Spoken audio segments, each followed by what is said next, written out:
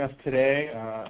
We're Faye Business Systems Group, and today we're participating in a webinar on 5 best practices for CRM user adoption. My name is Jesse Heller. I'm the marketing director at Faye Business Systems Group, and today I'm going to be presenting along with David Faye, who's the CEO of FayeBSG. So, just wanted to show you briefly our agenda for the presentation. We're going to just talk a little bit about FayeBSG and some of our products very briefly, and then I will pass it over to David, who's going to be leading the webinar, and then we'll do a little bit of a review, and we'll open it up to Q&A. And just to give you a heads up, we're going to do 3 poll questions that should pop up in your poll area on the right-hand side. And if you have any questions throughout the webinar, I will do my best to field those in the chat window as well. Okay. So really quick, some of you may know this and some of you may not, about Faye Business Systems Group. We have over 25 years of experience in the CRM and ERP realm. We have over 400 clients to date, and we are a Sugar Platinum partner, Sugar CRM Platinum partner, and a Sage ERP Platinum partner. And additionally, we have partnerships with Acton software, the marketing automation tool, as well as NetSuite, the cloud ERP tool. Our in-house programming team is it's located here in Woodland Hills, California. All of our support is here in Woodland Hills, just outside of Los Angeles. We've got offices here, and we also have offices in New York City and Manhattan. We focus mainly on CRM and accounting and ERP integrations and custom solutions. We've done hundreds of successful accounting software, ERP, and CRM software implementations and integrations, which is, needless to say, why we feel we can offer a webinar today on best practices. So, I'll show you real quick in the next slide, but we've got some integrations that we've done with Sugar for marketing automation tools like Acton, and some cloud storage tools like Box. We have integrations. All these, we've created integrations with Sugar CRM. So now I'd like to shoot up the first poll question. I'll give everybody just maybe a quick 1 minute to respond. So you should be seeing it there in your polls area on the right-hand side. I'll give you just a quick moment.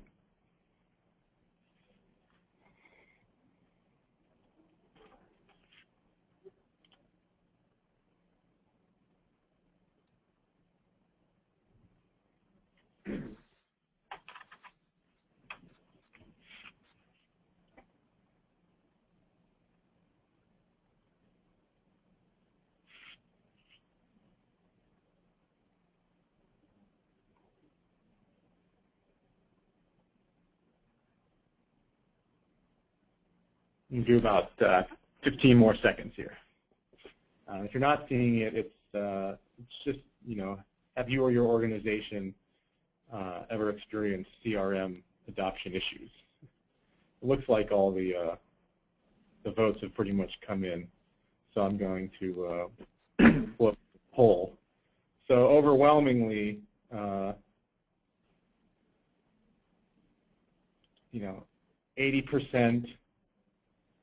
of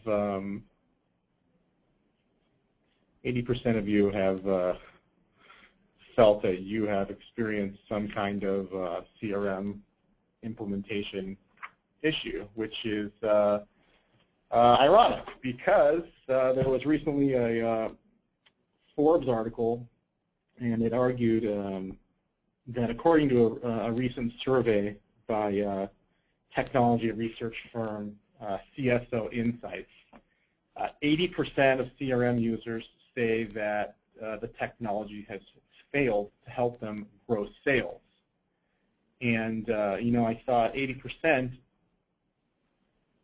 from a implementation standpoint kind of makes sense, but 80% from a sales growth standpoint, it didn't seem, to me it seems like a lot, considering that the CRM industry saw $20 billion in software spending in 2013. If 80% of users felt that the technology was failing them, I doubt we'd be seeing the massive increases in CRM spending that we do see today. And we don't totally discredit that 80% of CRM users feel the technology has failed them. But, we've done hundreds of successful CRM implementations, and, one of the most overwhelming reasons that we found that we'd like to speak about today that CRM implementations fail really is, user adoption. And it seems that everyone here has kind of experienced some facet of that.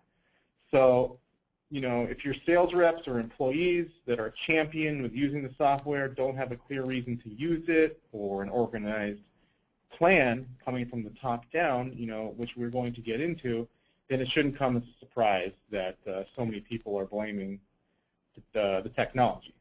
So with that, we're going to outline some best practices when it comes to CRM user adoption, and these are critical pieces that should be considered, a success plan for your organization. And it's very important to keep these things in mind as big picture concepts, because they will most certainly contribute to your company and organization experiencing a successful CRM implementation, like so many of our clients have benefited from. So with that, I'm going to pass the controls over to David. As I said, David Faye, he's the CEO of FayeBSG Systems Group, and he's going to be taking it over from here. So David, I will pass it over to you. Great. Thanks, Jesse. I love that statistic. 80% of the CRM users say the technology has failed, and that means if we're all standing in a room together and there's 10 people in the room, and you feel like the CRM software is actually helping you grow sales, look around. There's a lot of people. In fact, pretty much all the other people except for one are failing. So I think it's an important thing to be looking at. And so there we go. All right, just give me a second here. Okay, hopefully everybody can see the screen. 80% of CRM users say the technology has failed still. So like I said, if you're in a room with 10 people and you had a good experience with CRM, look around, because there's some people who didn't. So when talking about CRM user adoption, there's two sides of the same coin. There's why CRM deployments are failing, and then what you can do to be more successful. And so we thought first we would talk a little bit about the failure part and what some of the key causes to failure are, and then we'll get into some of the key best practices for how to ensure a successful CRM implementation and CRM user adoption. And when we implement CRM for companies, overwhelmingly the reason why CRM is perceived to fail or it's perceived to not return the greatest ROI is lack of adoption by users. It's the time, it's 90% of the time that there are issues with the CRM deployment. It's because of lack of user adoption. And so this is a really critical topic, and when we do our implementations, we try to talk about it up front with people, and because that's the time to talk about it. And we have this conversation with people before implementations, and then a lot of times we're having the conversation 3 or 6 or 9 months later after the implementation, where the companies are coming back to us saying, the software seems to be working great, but we just can't get people to use it. What can we do?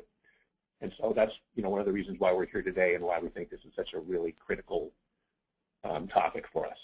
So from a failure standpoint, there's really 4 different areas where CRM deployment can fall short. It's related to processes, your overall strategy, the technology itself, or people. And you'll notice people has a red box around it because people are overwhelmingly the issue, as we all know. So we'll get to people last because that's probably the most important one, but we'll go through the other ones first. So one of the reasons why CRM deployments fail and users won't use the software is related to process. And that's, hey, did you really think through how the users were going to use the software before implementing it? And did you define what the requirements are? Did you define the processes? Did you come up with a process in the CRM software for recording leads, but you actually didn't talk to the salespeople first to see what they do with leads? So you come up with a process and a system and some screens that actually don't support what your salespeople are doing. We've seen this before, and really a conversation with the salespeople or bringing the salespeople into the conversation early in the process would have solved this. But if you don't do things like that, your process is really going to weigh you down. And if your salespeople or anyone else using the software think that it's inhibiting them and slowing them down, then they're not going to use it. You guys on the call have probably heard this before. We've heard it many, many times from salespeople, like, hey, do you want me to sell or do you want me to record stuff in the CRM software? And, we hear that, many, many, many times, and I'm sure we'll continue to hear it.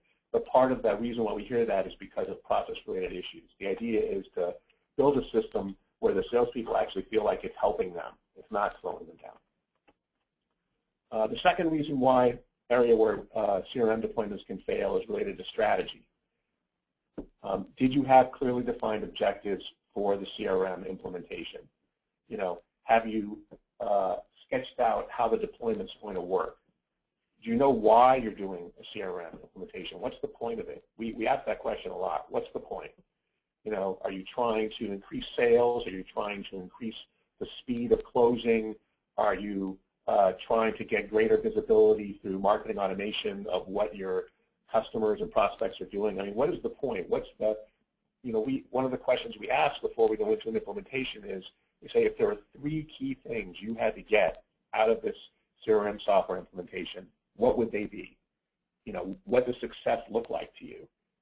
And if you're not having those conversations before deploying CRM, there's a very good chance that this lack of strategy will inhibit user adoption. The third area where CRM deployments can fail is in technology itself. In terms of most of the time when you start a CRM implementation, you're starting with some beginning data, and it's either entered manually or more often than not, it's migrated from another software package. And so it takes some time to map the data from the other software into the new software, and you need to make sure that it's thought through and the data is going where it's going. It's really rare that a data migration is a really simple thing and you give somebody a spreadsheet and the data just goes into the new CRM software and voila, everything's where it's supposed to be. Sometimes it takes time to map that out, to know that, hey, this field over here goes into that field over there and things like that. Additionally, if you're running the software in the cloud, how's your internet speed? Is your internet speed so slow that it makes people not want to launch the software? If you're running it on an internal server, does your server have enough memory? Does it have enough disk space? Is it fast enough to support the software? Again, if the software runs really slow and it's clunky and users are waiting for screens to refresh, for 5 seconds, 10 seconds, 15 seconds, eventually they're going to stop doing it. We've heard this from salespeople frequently. One of the things that people like to capture in CRM software are phone calls and meetings, and they want salespeople to log phone calls, which has some value. It can have a lot of value or a little value, depends on your organization. Let's assume for a second it has a lot of value. Well, if the software is really slow and takes forever to launch screens, then the salespeople aren't going to log their calls because they're trying to get on to the next call. And so technology can really create barriers to success. So that needs to be thought through as well. And then lastly, the last area to talk about in terms of CRM deployment failures is people. And And we all have, stories about people, and there are people that love the software, there's people that hate the software, there's people that are loud about the software, there's people that don't say anything, there's people that don't use the software and will complain loudly, there's people that don't use the software and won't say a word and hope nobody notices.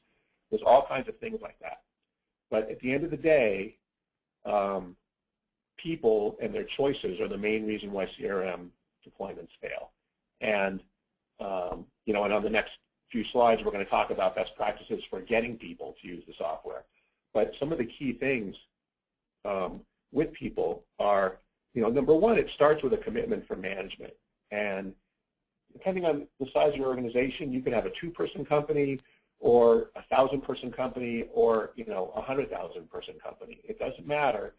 The person at the top has to be committed to the software implementation. And this is CRM software or any CRM or any software, but CRM in particular.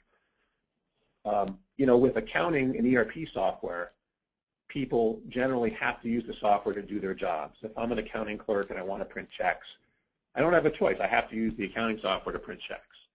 But if I'm a salesperson, I can sell and close and do a great job and never use the software. You could be better at your job if you use the software. I believe that. But, people can do a very good job not using CRM software. And so the only way to get them to use it is, first thing is there has to be a commitment from management that says, hey, everyone in this company or everyone in this department is going to use the software. And if you don't have that commitment from management, it's a much harder road. In addition, change management and training is critical. Training is skimped on more often than it should be. It's sort of the dirty little secret of software implementations. The more time and energy you spend on training, the more successful you see these implementations going. And it's not only because of the training itself. The training itself is really important, but the other thing that training says to your people is that you're invested in them using the software. If you roll out some software and you don't train the people, the message to your team is, well, you'll figure it out. It's not that important. You'll figure it out. But if you spend a lot of time and energy and money sometimes on multiple training sessions for each person or each group of people, then in addition to them being really well skilled, hopefully, in using the software, you're also sending a message saying, hey, this is important. It's important to the company. It's important to you. And that's a really a big motivator, people working for you and people using the software.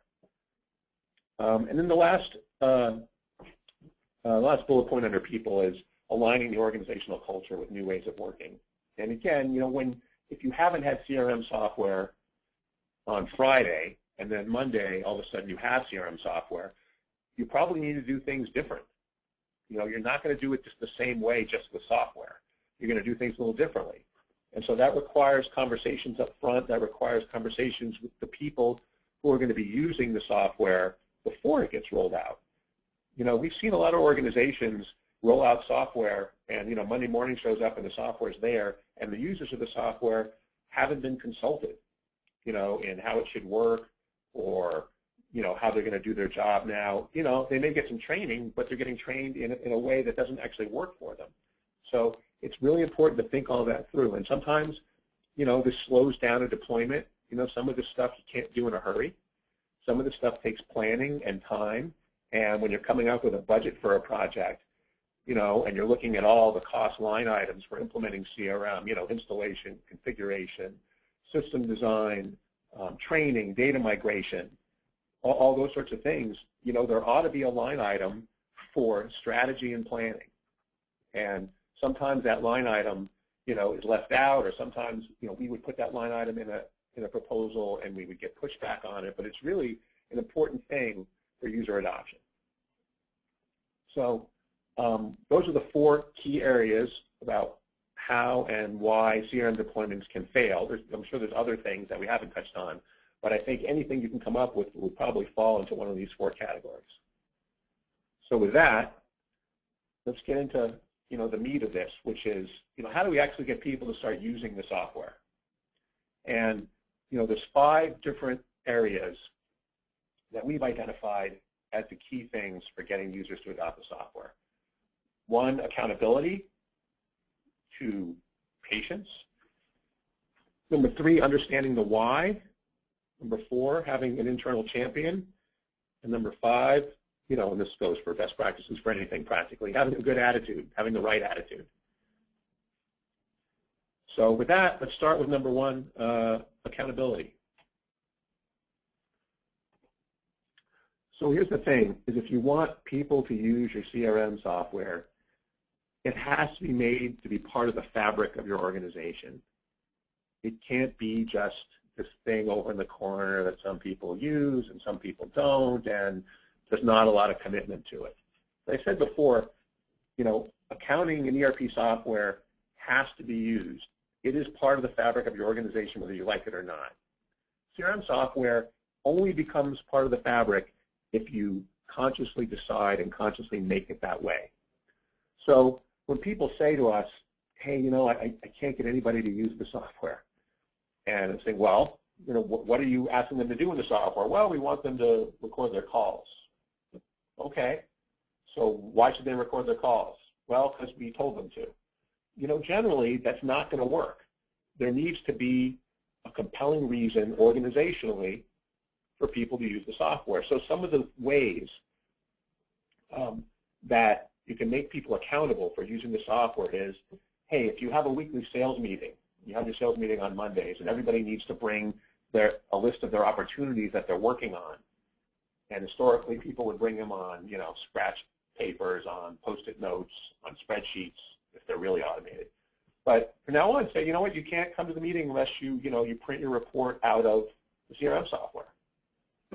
Really simple. Just, hey, that's just it, no exception. Show up on Monday with a report out of the CRM software. And eventually, that will work. And if you have 5 people in your meeting or 20 people in your meeting, and everyone's doing it except 1 or 2 people, eventually those 1 or 2 people will either start doing it or clearly they will be moved out of the organization. So that's one way, is having people accountable for the weekly report and having it generated from the CRM software. And if it's not in the CRM software, it doesn't exist, period. And that period part that I said, period, that relates back to having upper management fully committed to the CRM software. If they don't have that commitment, it's not going to work. We had one client trying to implement CRM, and the CEO was ambivalent about it. And so they'd have these sales meetings, and people, most of the people wouldn't put their stuff in the CRM software. And they knew there was no teeth in, you need to do it, because they knew the CEO didn't really care. So if the CEO doesn't really care, then it's probably not going to work. It's a major uphill battle. Another way that you can force people to use the software is, if you're a business that does quotes, okay, all the quotes need to come out of the CRM software. That's it. And you can't generate a quote in any other way except in the CRM software. So if you're giving people, spreadsheets and letting them create quotes out of spreadsheets, then you're not really, forcing them to use the CRM software. You make it so all quotes need to come out of the CRM software. You develop a new form that's cool looking, and it's got your logo and a bunch of cool colors, and is really nifty, and it only comes out of the CRM software. So that way, they have to use the CRM software for quotes. It doesn't have to be quotes. There can be other forms that you create out of the CRM software. There could be, you could have price lists. The only way to get a price list now is in the CRM software. The only way to print a price list is from the CRM software. There's all kinds of things you can do. The only way to generate a customer support email back to a customer is through the CRM software. There's all kinds of things you can do that force people to use the software. And really, that's what you're trying to do is, force is the wrong word because it makes it seem like it's a bad thing to do when you're forcing your kid to eat spinach. But it's not exactly that. But what it is you're trying to put it as part of the fabric of your organization. You're trying to make it part of the everyday life of the company. Is, hey, that's just in the CRM software. And eventually, people forget that it's even CRM software, and it's just the software we use to do X. That's accountability. Patience. So this is a good one, and it's a personal pet peeve of mine that many times organizations try to implement all features right away, all features of the software right away. And there's no sure way to failure than to try to implement every single thing for every single person in the organization on day one.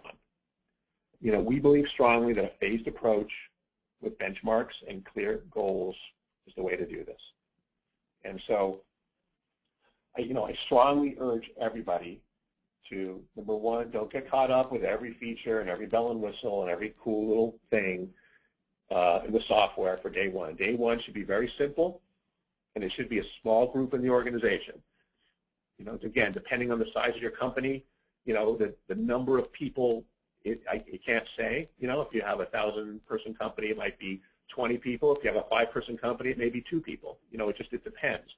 And it depends where you can easily segment a group.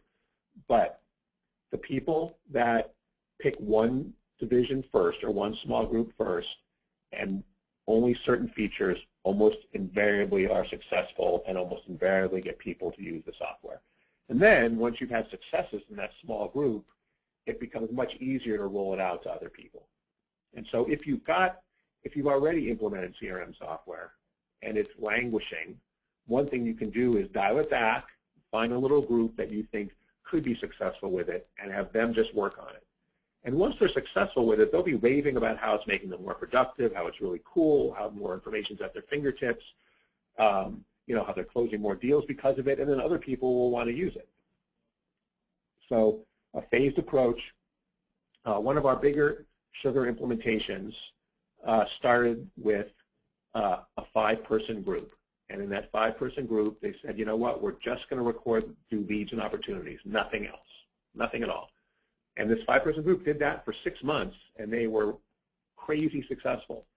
And so at that point, it was just that. Well, now, a couple years later, they're doing, not only leads and opportunities, they've got their support department in there, and so all the customer service people are using it. They've got their entire marketing department using it. They've got, their sales team in London using it. It's a much bigger thing now, but part of the reason for that success is because they started small and phased with really limited features. So have patience. Understand the why. I referenced this earlier. I said, what's the point? So asking the question, what's the point, is a great thing to do no matter what you're doing, whether it's CRM software or some other thing in business. A lot of times we get caught up in all the details, and there's all this stuff, and it's got to do this, it's got to do that, it's got, these people have to be involved in this. But sometimes it's really helpful to take a step back and go, what's the point? And so why are you implementing CRM? Why have you implemented CRM? Why are you trying to implement CRM? What is the point? And the point needs to be 1, 2, or 3 really easy to understand things. We're doing it to increase sales. We're doing it so that we have consistent looking quotes. We're doing it because I want to get better visibility into what my salespeople are doing all day. What is the point? And drill down on that point, and don't lose sight of it. So that's number 1. Number 2, people who are involved in the software selection process are overwhelmingly more likely to use the software as opposed to people that just show up one day and now it's on their desk. And so for me, I would have as many people as possible involved in the selection process. You can select the software democratically, but then you implement it authoritatively. That's generally how we like to do things.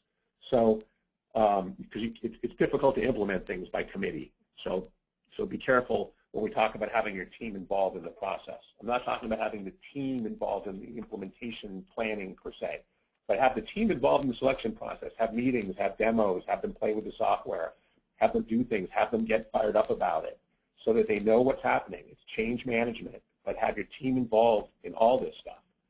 And then once you've made the selection and you've figured out how it's all going to work, then you come up with the implementation plan and you go. Make sure you have clear objectives. Like I said, what is the point?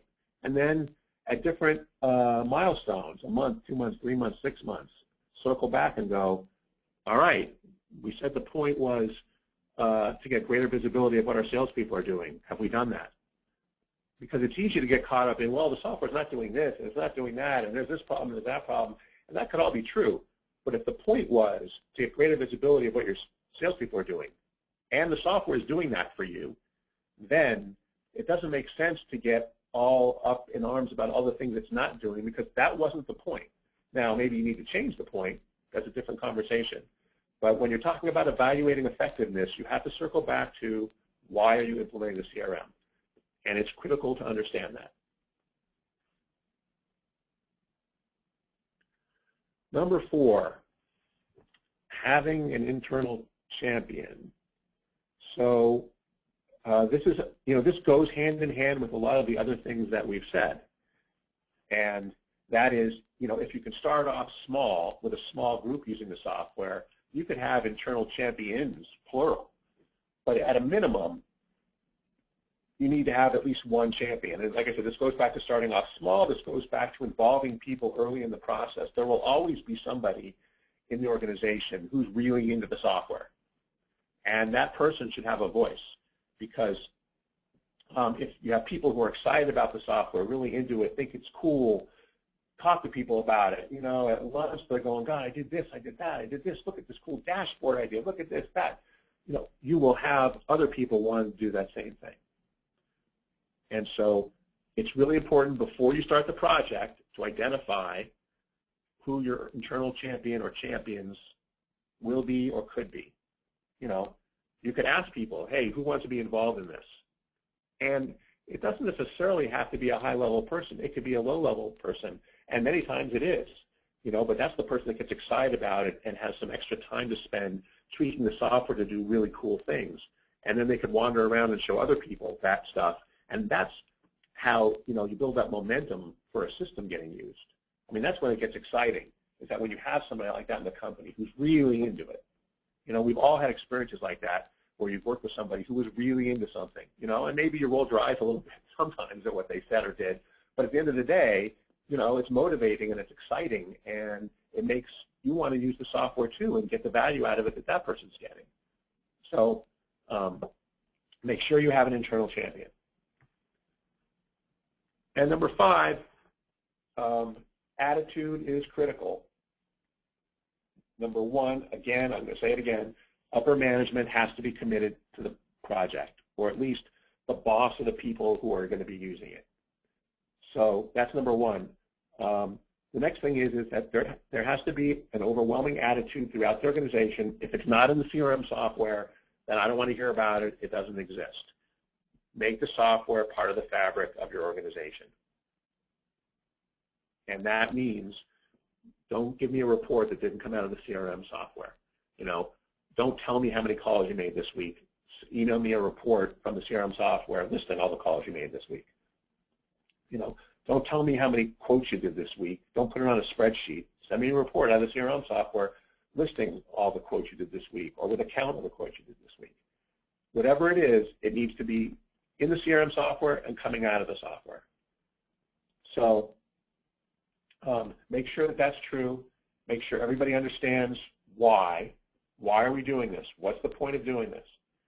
When you have people in the company, that are the opposite of an internal champion, then what they'll do is they'll walk around saying, I don't know why we're using the software. It doesn't make any sense to me. That's really detrimental to the success of to the software. We call those people, OBTs, onboard terrorists. I don't know if you guys have ever heard that expression, but those are the people that walk around in the organization saying, God, it's stupid that we're using this software. This software is terrible. The software doesn't do what we need. It's so slow. It's clunky. It's more work. Do they want me to close deals, or do they want me to put stuff in the software? It's those people. So we have to get to those people and either make them converts or slowly push them out. And so, because those are the people that are going to be at the opposite end of the spectrum from our internal champion, and we need our internal champion to be there to counteract them. So attitude is crucial. If it's not in the CRM, it doesn't exist. Understand why we're doing this, have that internal champion, and make sure everyone's on the same page. Attitude is really important. And so those are our 5 key strategies for successful CRM user adoption. accountability, make sure people are accountable for using the software, have everything in the software. Patience, don't try to do everything all at once. Don't try to roll it out to everyone all at once. Understand why we're implementing CRM software, what's the point. Have an internal champion, have somebody that runs around talking about how great it is and how cool it is, and have a great attitude. And if you can take a look at these 5 things and focus on these 5 things, then it's not a guarantee that your CRM software deployment will be successful and that users will adopt it, but it really gets you going in the right direction, and it gives you the best possible chance of being successful, and it gets the odds in your favor. And really, that's all you can do in this is get the odds in your favor, and that's what these things will do for you. And with that, I'll kick you back to Jesse. Great, thanks, David. I'm going to take over as presenter. And before we get into the Q&A, I just had a couple more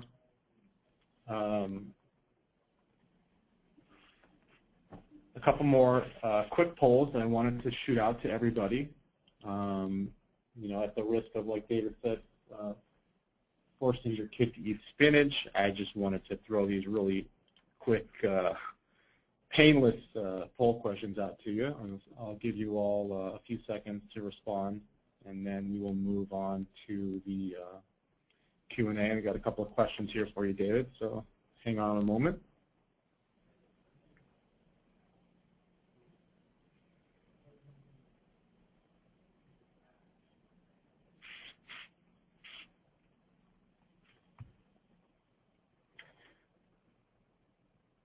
All right, we're going to close the poll here in about 10 seconds.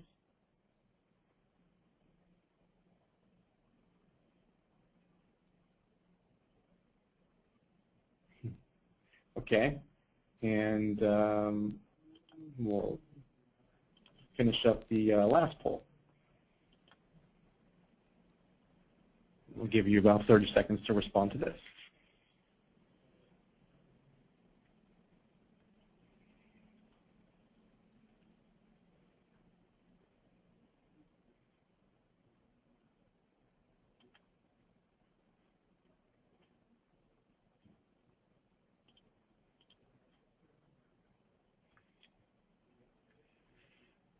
All right.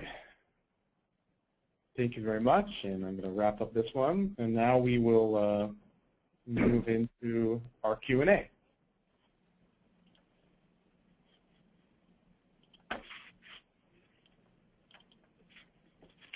So, David, I've got one question here for you, and it's a pretty good one. What do you do if you do everything we just said and users still won't use the software? Good one. Fire them all and hire new people. No, probably not the answer. That's a great question. I think I'd want to know more about, why they're not using it. I would probably find one person. There's got to be one person in the company that will use the software, and I would dig around and find that person. But here's the thing: is there's got to be a reason why nobody's using it. Maybe you shouldn't be implementing CRM software. I mean, it's entirely possible. It starts with what's the point, and if there is no point, then you shouldn't be implementing CRM software. As much as we recognize the value of CRM and think almost any organization could benefit from it. There's probably some organizations out there that really it's not going to add a lot of value, and so we shouldn't be trying to do it. I mean, you shouldn't do it just to do it. You should do it because there's a point to doing it. So I would say, number one, try to find one person who will do it, and then two, there's always carrots and sticks, right? And so we've seen this in some organization where you can pay people incentives for doing certain things in the software. I'm not saying I'm a big fan of it, but I've seen people do it, and it's been successful. I mean, people people will use the software if you pay them. That's one thing. And then the other thing is that we've seen in other organizations where a certain salesperson wouldn't use the software, and so they terminated him. And so that's the stick part. And so I think carrots and sticks can work. I think you have to obviously be very careful about how you do that. But that's how I would answer that question. Great, thanks, David. Another question just came in from Jessica, wondering if we offer or provide a training or a plan of a generic CRM implementation plan. Well, we have templates for CRM implementation plans, and we're happy to share those. So every CRM implementation might have slight differences or major differences. So the plan isn't for everybody, but we certainly have a template that we use, and we're happy to share that with people.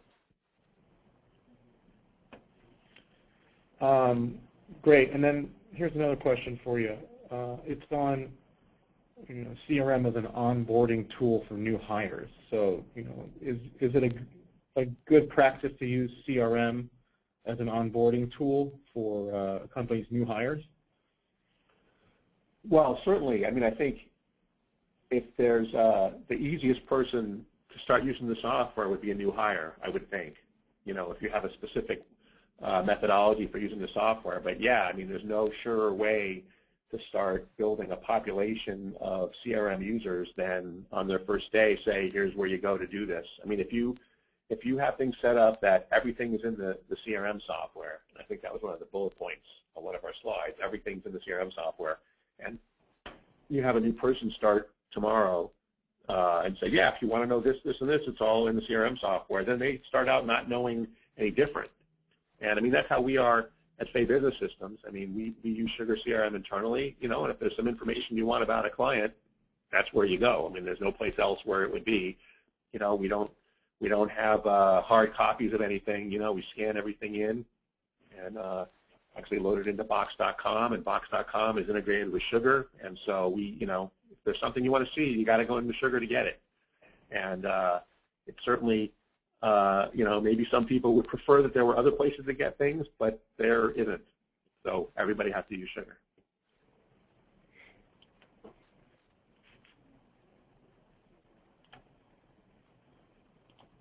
All right, great. Thanks, David. So that takes us to the conclusion of our webinar today. We really thank you all for joining us. We have recorded the webinar, and we will be sure to send it out to you so you can share it with your team.